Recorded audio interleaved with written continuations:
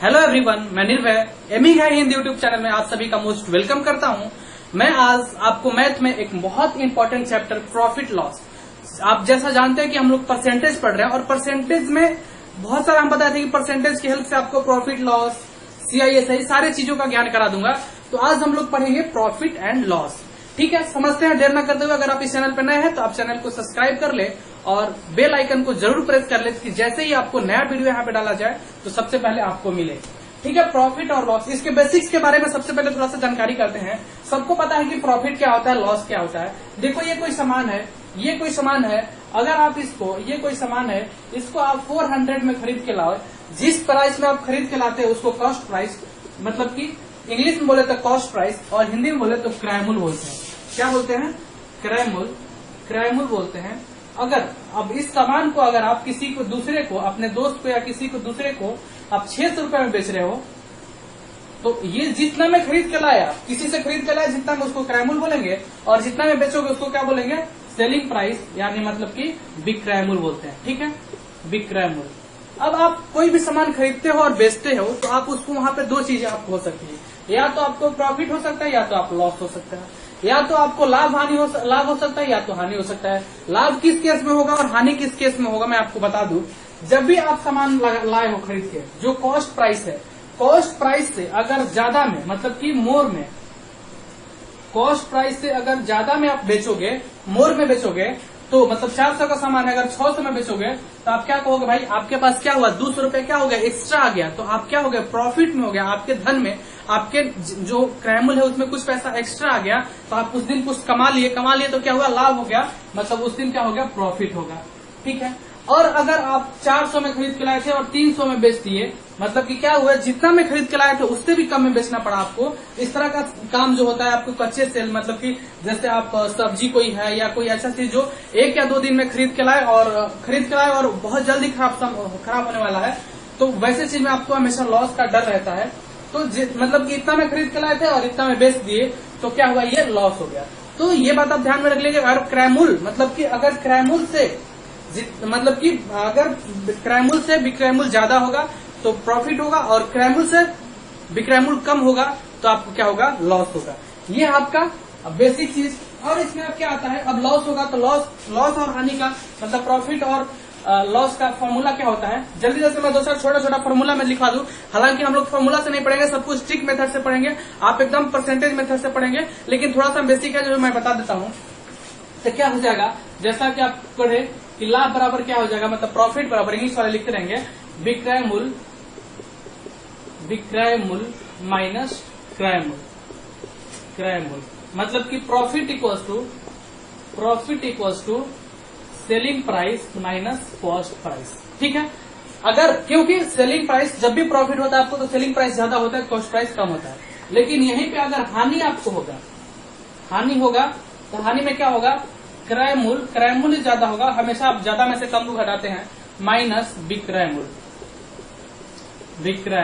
ठीक है, मतलब कि बोले तो loss equals to CP cost price minus selling price.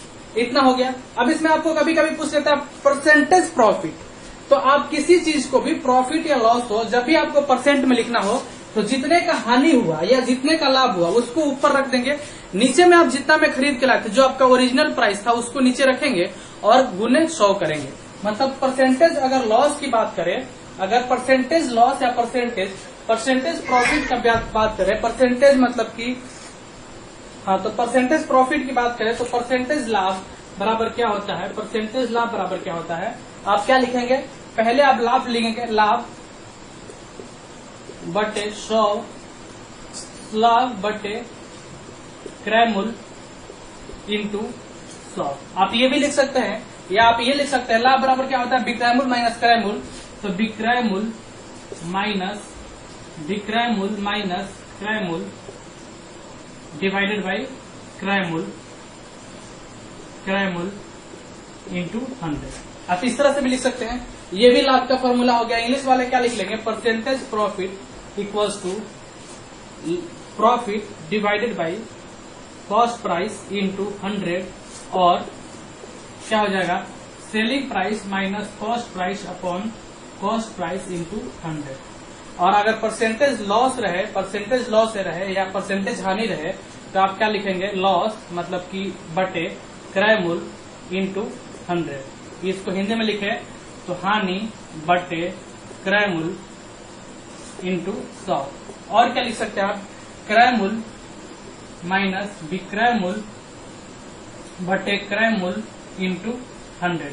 देखिए मैं इसमें बस इस सारे फॉर्मूला में मैं आपको इतना समझाना चाह रहा हूँ कि देखो परसेंटेज लॉस हो या परसेंटेज हानि हो, दोनों ही केस में नीचे कॉस्ट प्राइस मतलब क्रय मूल्य आ रहा है।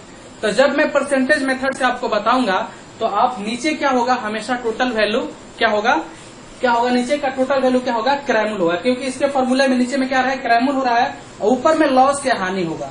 तो अब आप समझ जाएंगे। चलिए इतना करने के बाद मैं अब अपने आते हूँ शॉर्टकट मेथड से और एक क्वेश्चन के साथ हम लोग शुरुआत करेंगे। तो चलिए आप देखिए, मैं पहला क्वेश्चन आपके स्क्रीन पे लिख रहा हूँ, ठीक है। ये देखिए क्वेश्चन है, क्वेश्चन लिखा है कि एक व्यापारी किसी वस्तु को 130 रुपया में बेचकर 30% का लाभ उठाता है, तो वस्तु का क्रय मूल्य बताइए। इंग्लिश वाले बच्चे लिख लेंगे, if seller sales an object in 130 rupees and he earn a 30% of profit, then find the cost price of that object. Then find the cost price.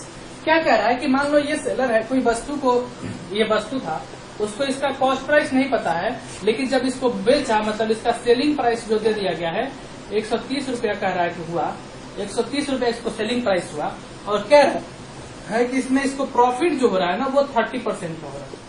तो हम लोग परसेंट मेथड में क्या पढ़े थे कि हमको तो क्या करना है, परसेंट का वैल्यू निकालना है। चलो 30% का वैल्यू कितना होगा, 30/100। ये 1 से 10 से 10 कट गया, ये 3/10। अब इसमें यहाँ पे समझने वाला बात है कि 3 क्या है और 10 क्या है। तो मैं अभी जो फॉर्मूला लगाया प्रॉफिट या लॉस का, तो जो नीचे में आ रहा था वो क्रय मूल्य आ रहा था, जो ऊपर हो रहा था वो प्रॉफिट या लॉस। मतलब जो नीचे में आ रहा था वो कॉस्ट प्राइस हो रहा था, ऊपर में प्रॉफिट या लॉस हो रहा था। हिंदी में बोले तो नीचे में जो आ रहा था क्रय मूल्य हो रहा था, हमेशा क्रय मूल्य हो रहा था, और ऊपर में क्या हो रहा था, लाभ या हानि हो रहा था। तो इसका मतलब ये है कि वस्तु का जो क्रय मूल्य है वो क्या है, 10 रुपया है। 10 रुपया के वस्तु को 3 रुपया का क्या कर रहा है, लाभ बोल रहा है, यहाँ पे लाभ बोल रहा है। तो 3 रुपया के लाभ पे बेच रहा है, तो कितना में बेच रहा होगा, सेलिंग प्राइस 10 रुपया का वस्तु को 3 रुपया के लाभ में बेचोगे तो 3 रुपया जुट जाएगा।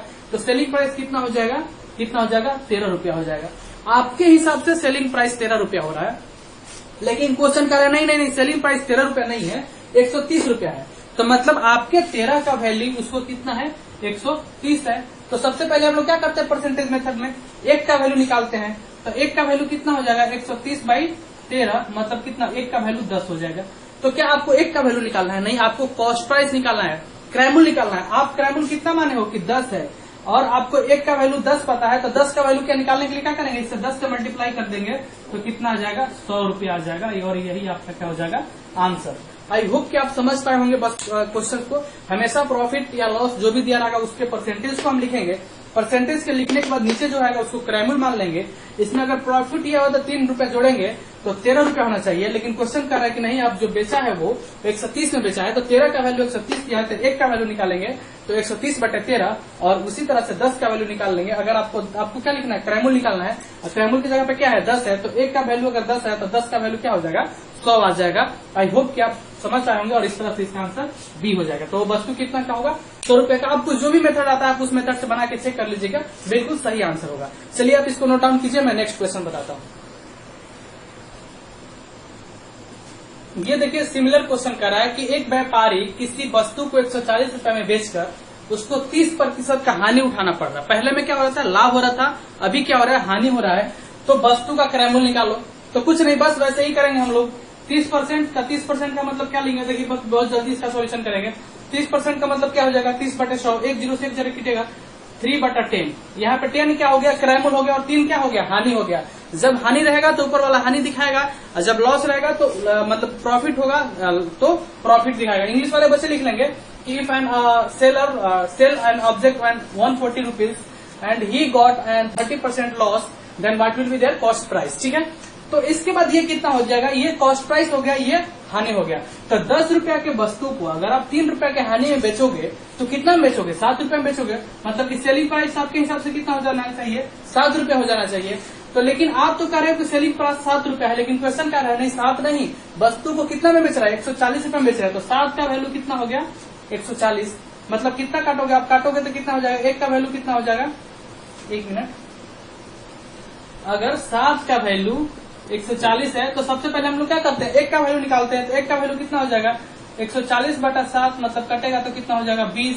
आपको क्या करना है, कॉस्ट प्राइस निकालना है। कॉस्ट प्राइस कितना है, 10 है, तो 10 का, एक का वैल्यू अगर 20 है तो 10 का वैल्यू निकालना है तो कितना करेंगे, जितना का वैल्यू निकालना उतना से मल्टीप्लाई कर देते हैं। एक का वैल्यू अगर आया रहता तो कितना आ जाएगा, ये वस्तु 200 रुपए का था। आप जिस मेथड से आप चाहते हो उस मेथड से बना लोगे, इतना शॉर्ट आप कभी नहीं बना पाओगे। ठीक है, तो आप इस मेथड को धीरे धीरे सीखने का अप्लाई कीजिए। सब CISI सब इसी से करेंगे हम लोग बिना। अगर कोई भी क्रैमूल बिक्रैमूल किसी फॉर्मूले का जरूरत पड़ रहा है क्या, कुछ नहीं, बस इतना पता है कि नीचे वाला क्या है, प्रॉफिट या लॉस है, ऊपर वाले सॉरी नीचे वाला क्या है, क्रैमूल है मतलब कॉस्ट प्राइस है, ऊपर वाला प्रॉफिट या लॉस है। अब इसको नोट डाउन कीजिए, मैं नेक्स्ट क्वेश्चन बताता हूँ।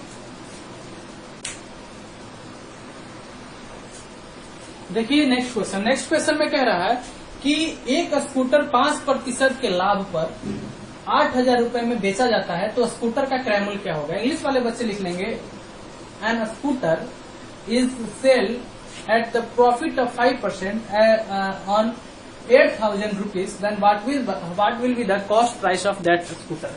तो इस तरह से क्वेश्चन है। आप देखिए क्वेश्चन का सॉल्यूशन आप देखेंगे, जो इसका ऑप्शन देखेंगे तो बहुत विचित्र ढंग से दिया हुआ है, आप कंफ्यूज हो जाएंगे मैं क्या करूं।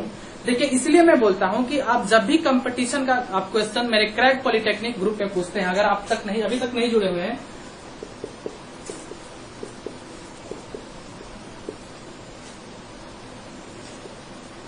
तो मैं आपको बोल दूं कि आप टेलीग्राम ज्वाइन कर लीजिए। टेलीग्राम ग्रुप अपने में फोन में इंस्टॉल करके ये CRAC के क्रैक पॉलिटेक्निक आप सर्च करेंगे तो मेरा फोटो दिखेगा और वहां पे आप ज्वाइन हो जाइए। और वहां पे आप, और एक और अपना चैनल है विलेज स्कॉलर, वहां पे भी आपको ये जो भी क्वेश्चन आप लोग भेजते हैं उसका सॉल्यूशन वहां पे दिया जाता है। वहां पे बहुत सारे बच्चे जुड़ के क्वेश्चन भेजते हैं, बहुत सारे बच्चे आपसे बहुत आगे हैं, बहुत आगे जा रहे हैं, क्वेश्चन भेज रहे हैं, डेली क्वेश्चन कर रहे हैं, वो अपने आप में कंपटीशन कर रहे हैं, आप कंपटीशन से पीछे हैं। अगर अभी तक आप नहीं जुड़े हुए तो इसमें ग्रुप में जुड़िए और क्वेश्चन भेजिए। और आप नहीं भी भेजेंगे क्वेश्चन तो दूसरे बच्चे जो क्वेश्चन भेजते हैं उसका कम से कम सॉल्यूशन तो देखिए। आप सॉल्यूशन जरूर देखेंगे, नहीं कि जुड़ जाएंगे और छोड़ देंगे।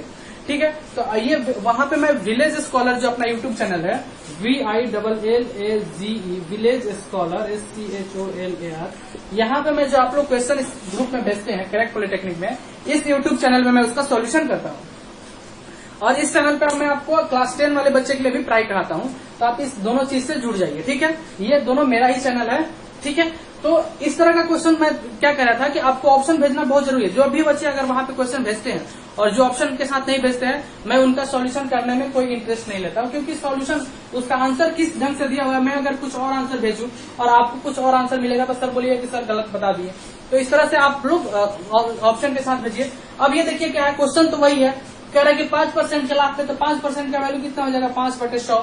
ठीक है, इसको आप काटेंगे तो कितना आ जाएगा, 20/100 मतलब कि 1/20। तो क्रैमूल क्या हो गया, 20 रुपया हो गया। और 1 रुपए का क्या हो रहा है, अगर यहाँ पे लाभ कहेगा तो लाभ समझेंगे, तो 1 रुपए का लाभ हो गया। तो 20 रुपए का सामान था, 1 रुपए का लाभ पे बेचेगा तो कितने में बेचेगा, 21 में बेचेगा, 21 में बेचेगा। लेकिन ये क्या कर रहा है कि 8,000 रुपए में बेच रहा है।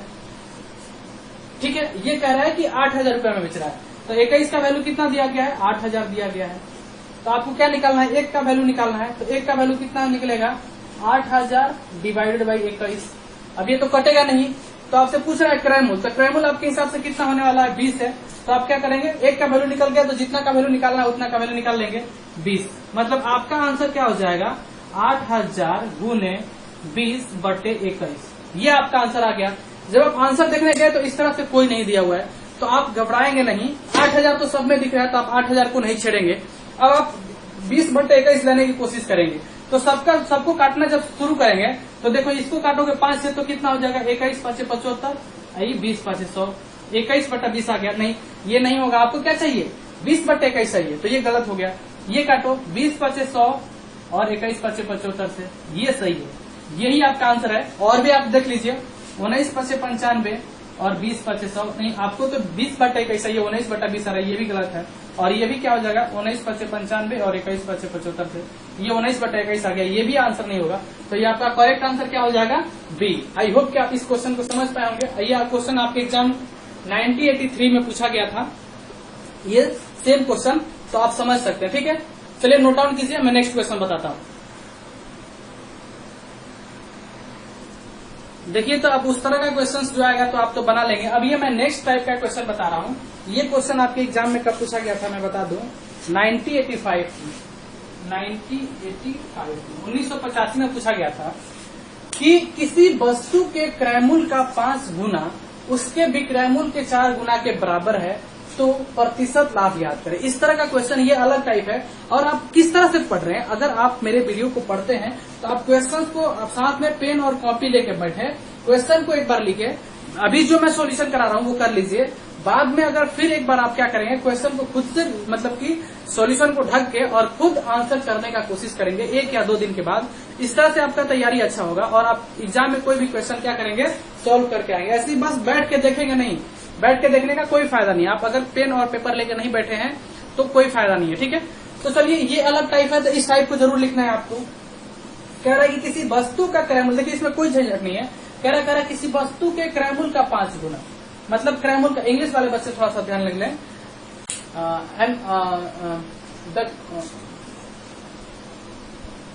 If the cost price of an object is 5 times equal to the selling price of that object is 4 times, then what will be their percentage profit? यहाँ पे तो बोल दिया है कि परसेंटेज प्रॉफिट मतलब प्रतिशत लाभ बताओ। कभी कभी क्वेश्चन में आपसे ये बोलेगा ही नहीं कि प्रतिशत लाभ बताओ कि प्रतिशत हानि बताओ, तो आपको खुद से ही बताना पड़ेगा। तो चलिए देखिए, इस तरह के क्वेश्चन में कुछ नहीं, थोड़ा सा भी नहीं घबराएंगे, जैसे बोल रहा है वैसे लिख देंगे। कह रहा है कि 5 गुना क्रयमूल्य का, तो लिख देंगे 5 गुना क्रयमूल्य क्या है, बराबर है 4 गुने विक्रयमूल्य के। मैं कुछ भी नया किया, क्या जैसा कहा था वैसा मैं लिख दिया। इंग्लिश वाले 5 CP इक्वल्स टू 4 SP, इतना लिख दिया। अब आप क्या जानते हैं कि नीचे में क्या होता है, हमेशा क्रयमूल्य रहता है। तो आप इधर ले जाओ, इसको क्रयमूल्य को नीचे में ले जाने के लिए इसको इधर ले जाओ और इस 4 को इधर लेके आओ, तो क्या हो जाएगा 5/4 इक्वल्स टू विक्रयमूल्य डिवाइडेड बाई क्रयमूल्य। आपको कोई दिक्कत है यहाँ तक? अब देखो क्रयमूल्य के सामने क्या है, 4 रुपए, तो 4 रुपए का वस्तु आप कितने में बेच रहे हो, 5 रुपए। विक्रयमूल्य के सामने क्या है, 5 है, तो 4 रुपए का वस्तु 5 रुपए में बेच रहे हो, तो क्या होगा आपको 1 रुपए का क्या होगा, प्रॉफिट होगा। क्या होगा, 1 रुपए का प्रॉफिट होगा। रुपया में तो नहीं प्रॉफिट पूछ रहा है, 1 रुपए का प्रॉफिट होगा, लेकिन रुपया में नहीं पूछ रहा है, क्या पूछ रहा है, परसेंटेज में पूछ रहा है। तो चलो परसेंटेज प्रॉफिट का हम लोग फॉर्मूला पढ़े थे ना, परसेंटेज प्रॉफिट में पढ़े थे कि ऊपर प्रॉफिट होता है, नीचे सीपी होता है, आगुने 100 होता है। तो प्रॉफिट कितना हो रहा है, लाभ कितना हो रहा है, 1 रुपए का लाभ हो रहा है। क्रयमूल्य कितना है, क्रयमूल्य कितना है, 4 रुपया है, और इसको 100 से गुना कर देंगे तो क्या हो जाएगा, परसेंटेज प्रॉफिट निकल जाएगा। ये काटोगे तो 2500 का 100 मतलब 25% आपका क्या हो जाएगा आंसर।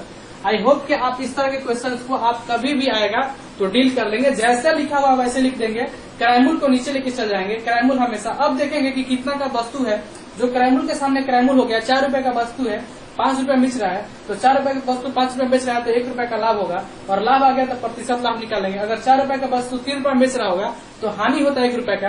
तो यहाँ पे क्वेश्चन रहता, ये हो गया इतना। यहीं पे क्वेश्चन ये रहता कि अगर क्रयमूल्य का 5 गुना विक्रयमूल्य का 3 गुने के बराबर है तो बताओ प्रतिशत हानि क्या होगा, हानि प्रतिशत क्या होगा। तो आप क्या करते, यहाँ पे 5 गुना क्रयमूल्य बराबर 3 गुना विक्रयमूल्य लिखते, यहाँ पे 3 हो जाता। जब इस तरह से होता तो क्या होता कि ये कितना हो जाएगा, 4 तो ये रहता, सॉरी ये तो हाँ ये तो 5 रहता, ये कितना हो जाता विक्रयमूल्य का 3 गुना, तो विक्रयमूल्य कितना हो जाता, ये तो 4, ये तो क्रयमूल्य का 5 गुना, ये 3 हो जाता, ठीक है, ये 3 हो जाता। क्रयमूल्य का 4 गुना विक्रयमूल्य, क्रयमूल्य का यहाँ पे 4 गुना लिख लो ना, चाहे 5 गुना भी रहने दो, तो ये कितना हो जाएगा, ये क्रयमूल्य का 5 गुना विक्रयमूल्य इधर लेके चल गया तो विक्रयमूल्य इधर आ गया, तो ये 3/5 हो जाता, ठीक है, 3/5 हो जाता। अब क्या होता, 5/3 हो जाता, 5/3 हो जाता, ठीक है। तो ये क्या हो जाता, ये इधर आ जाता, ये इधर आ जाता, तो प्रॉफिट कितना हो गया, 2 रुपया, 2 रुपया का प्रॉफिट हो गया, 2 रुपया का प्रॉफिट हो गया। तो आप देखो, आपको खुद ही पता चल जाएगा कि प्रॉफिट होगा कि लॉस होगा। तो 2 रुपए का प्रॉफिट हो गया यहाँ पे, तो अब यहाँ पे हम लोग हानि लिखे थे, लेकिन क्या हो गया, लाभ हो गया। 2 रुपए का लाभ हो गया तो 2/3 गुने 100 2/3 गुने 100। तो इस तरह से कोई भी क्वेश्चन रहेगा, यहाँ पे प्रॉफिट लॉस अब बोले या ना बोले, अब खुद आप देख लोगे कि यहाँ पे प्रॉफिट हो रहा है कि लॉस हो रहा है। ठीक है, आई होप कि आप इस तरह के क्वेश्चन को सॉल्व कर पाएंगे। और भी आपके एग्जाम में क्वेश्चन आएगा तो मैं कराऊंगा, आप इसको नोट डाउन कीजिए। मैं नेक्स्ट क्वेश्चन कराता हूँ।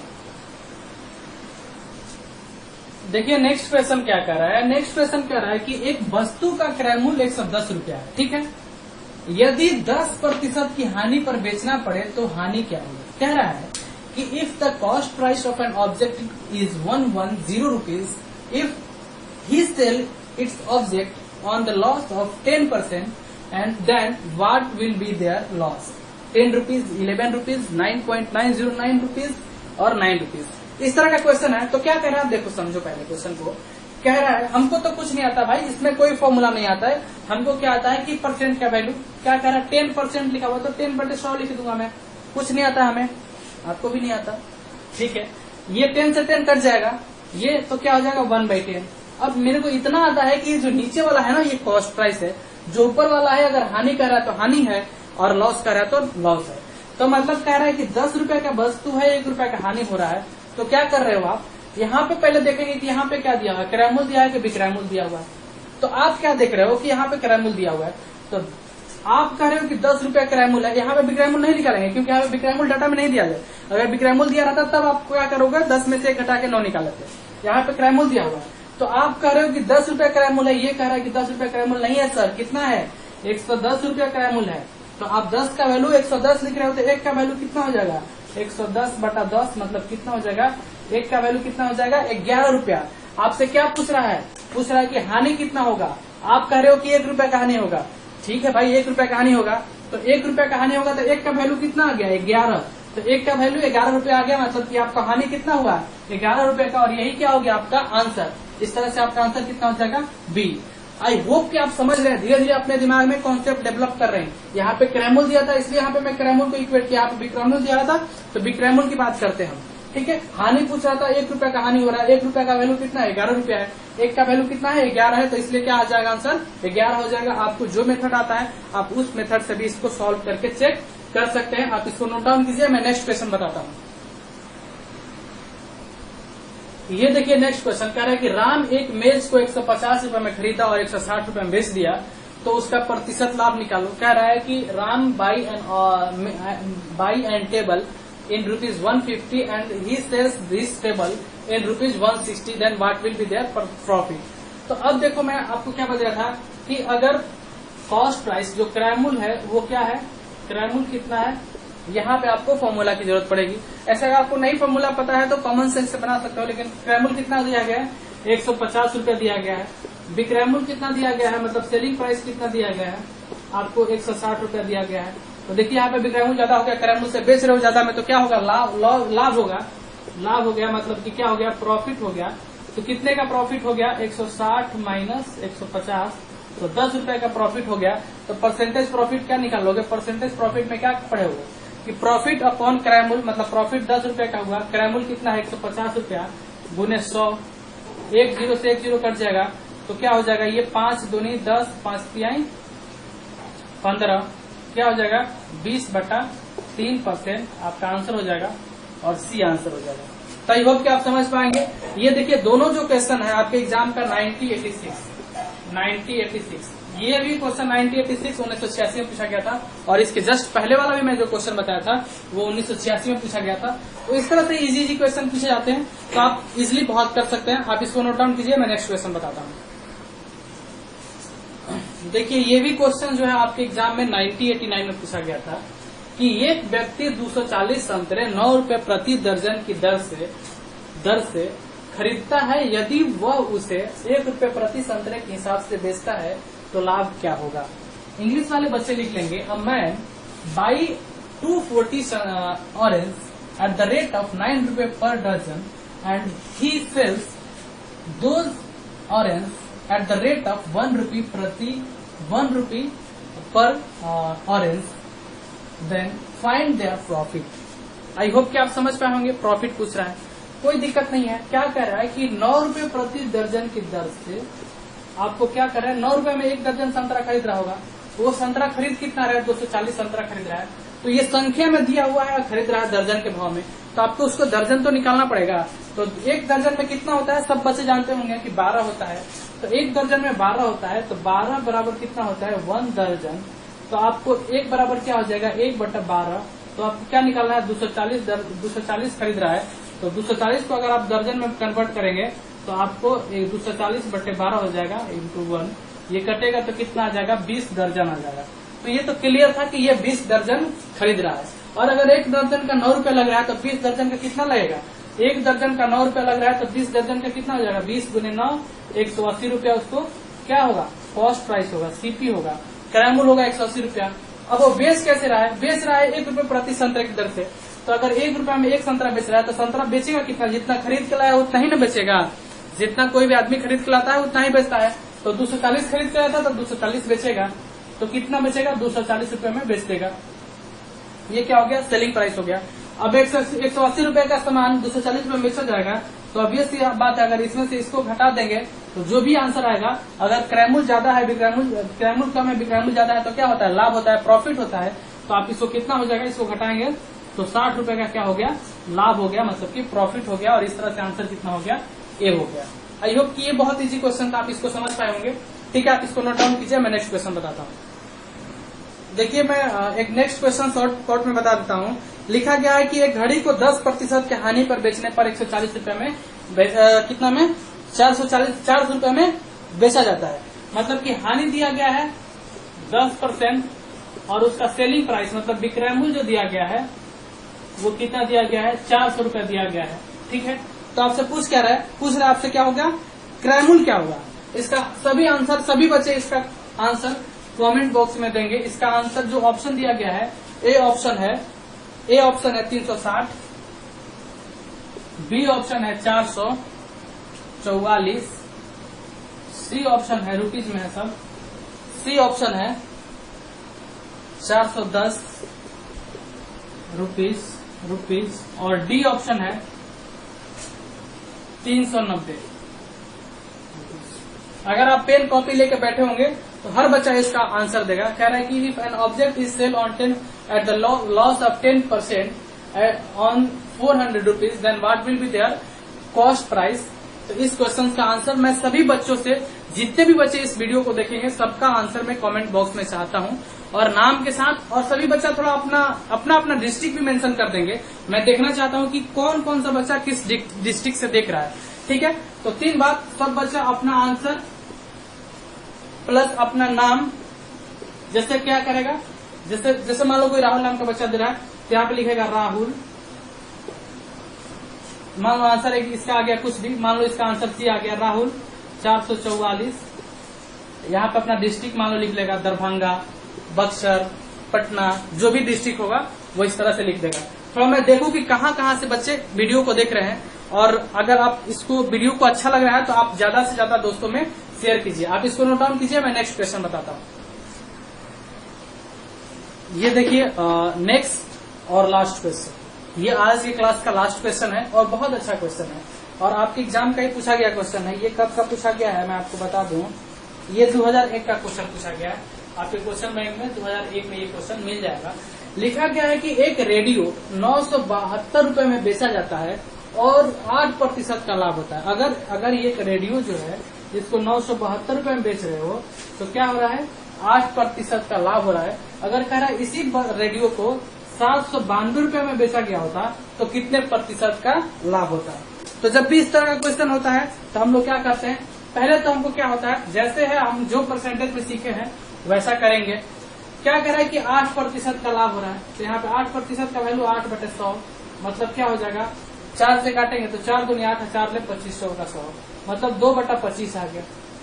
अब क्या कह रहा है, यहाँ पे क्या दिया गया है, बोल रहा है कि 8% के लाभ पे बेचा जाता है। तो आपको विक्रय मूल्य दिया है तो आपको भी अपने भी क्वेश्चन में विक्रय मूल्य निकालना होगा। ये नीचे जो है क्रय मूल्य है मतलब कॉस्ट प्राइस है, इंग्लिश वाले बच्चे लिख लेंगे, sorry. If an radio is sells on 972 rupees then he got 8 profit of 8%. If that ratio is sell on 792 rupees, then what will be their profit or loss? तो कितना profit या loss होगा। ठीक है, हानि पूछा है कितना लॉस होगा। तो अब देखो ये 25 रुपए का वस्तु है, लाभ पे बेच रहा है, तो मतलब कितना में 2 रुपए में लाभ पे बेचेगा तो कितना बेचेगा, 27 रुपए में बेच रहा है। आपके हिसाब से 27 रुपए में बेच रहा है, लेकिन ये कह रहा है 27 रुपए में नहीं बेच रहा है, कितना में बेच रहा है, 972 में बेच रहा है। जब आप इसको 972 से काटोगे 27 को, तो देखो मैं यहाँ पे दिखा दूं पहले, 27 को 972 से काटने पे कितना आएगा, 27 किया 81, ये 6 आ जाएगा, और ये कितना आ जाएगा 162, और ये कितना हो जाएगा 742, 6 बार में, मतलब ये 1 का वैल्यू कितना आ जाएगा 36, तो 1 का वैल्यू कितना आ जाएगा 36। आपको आप देखो किसी वस्तु को बेचोगे तो लाभ होगा या हानि होगा, ये निकालने के लिए ये बोल रहा है 792 रुपए में बेचना है। इतना करने के लिए आपको उस वस्तु का क्रयमूल्य पता होना चाहिए, तभी लाभ या हानि पता चलेगा। जब भी क्रयमूल्य पता है तो क्रयमूल्य पता करोगे तभी लाभ या हानि पता चलेगा। तो क्रयमूल्य हम लोग वस्तु का पता कर लेंगे। तो अब देखो क्रयमूल्य क्या होता है, नीचे होता है जो क्रयमूल्य है, तो आपको 1 का वैल्यू कितना पता है, 36 पता है, तो 25 का वैल्यू आपको पता करना है, मतलब क्रयमूल्य पता करना है। तो जब आप इसको मल्टीप्लाई करोगे तो कितना आ जाएगा, 900 रुपया आ जाएगा। ये क्रयमूल्य क्या आ गया 900 रुपया। बेस कितना में बोल रहा है कि 792 रुपए में बेचा होता है। विक्रयमूल्य कितना है, विक्रयमूल्य की बात कर रहा है कि अगर 900 रुपया का वस्तु का क्रयमूल्य जो हुआ है 900 रुपया, और अगर कह रहा है इसी वस्तु को 792 रुपए में बेचा जाता, विक्रयमूल्य क्या किया जाता, अगर विक्रयमूल्य 792 रुपए किया जाता तो पूछ रहा है कितने प्रतिशत का हानि होता। तो सबसे पहले हानि निकाल लो। हानि क्या आ जाएगा, विक्रयमूल्य माइनस क्रयमूल्य माइनस विक्रयमूल्य। तो 900 में से अगर 792 आप घटाओगे, 792 घटाओगे तो ये कितना हो जाएगा 8, ये कितना हो जाएगा 0, और ये कितना हो जाएगा 1। 108 रुपए का हानि होता।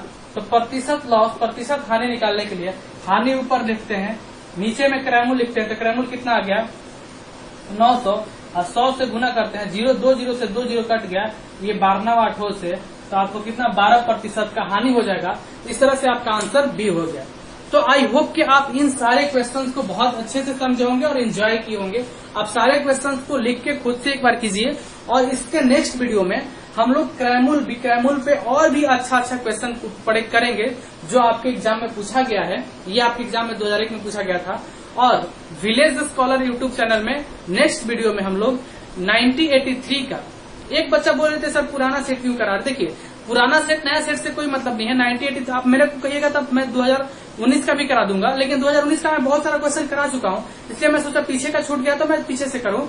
तो 1983 2 कर चुके हैं, 15 क्वेश्चन करके 2 क्लास उसका बहुत डिस्कशन के साथ। अब नेक्स्ट वीडियो में मैं 1983 का 15 क्वेश्चन कराऊंगा, तो आप उस चैनल पे भी जरूर देख के विलेज स्कॉलर पे जुड़ के उस सारे वीडियो को देखिए। वो बहुत ज्यादा बेनिफिशियल है आपको, जितना ज्यादा ये जरूरी है उससे कहीं ज्यादा वो जरूरी है, क्योंकि आपको एग्जाम में क्वेश्चन पूछा जाता है।